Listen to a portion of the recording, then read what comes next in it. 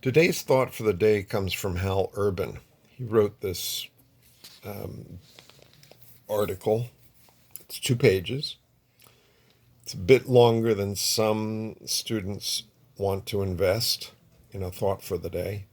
But it's basically if you don't have garbage in your mind and you keep garbage out, you can maintain a positive attitude.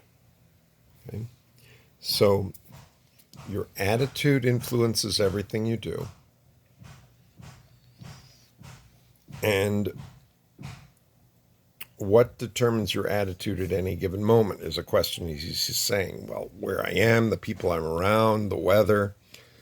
It says here that your attitude is determined by something outside yourselves. However, this is all wrong, wrong, wrong. Look upon your attitude as the engine that runs your life. Most important thing to understand is that your attitude is always a choice. And there's this guy, Bruce Diaso. He basically was a football player and was going into great future, but he got hit by polio. And he had a lot of self-pity. So at some point,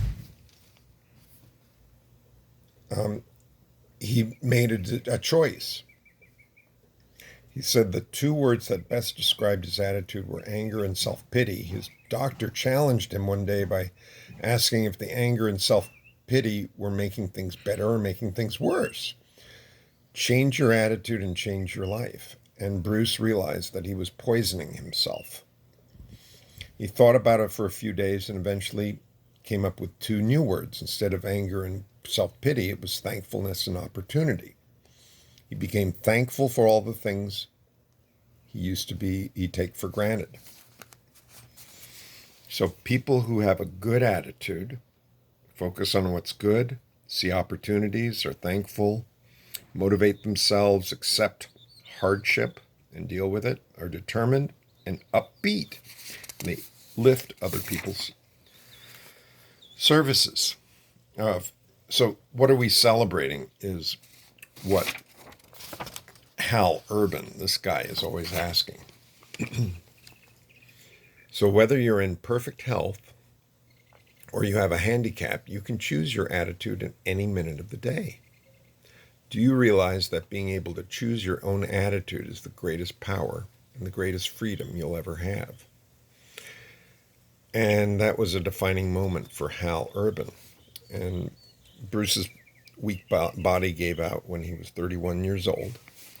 But we have something called the No Complaints Challenge. Can you go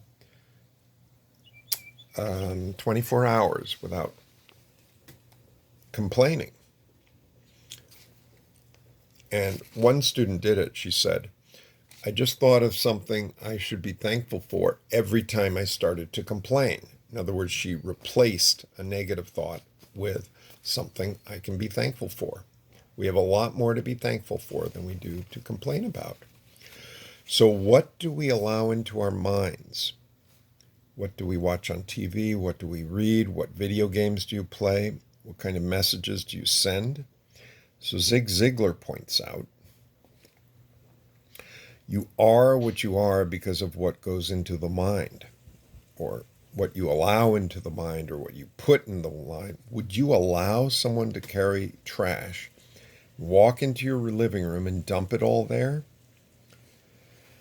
Would you allow anyone to dump trash into your mind?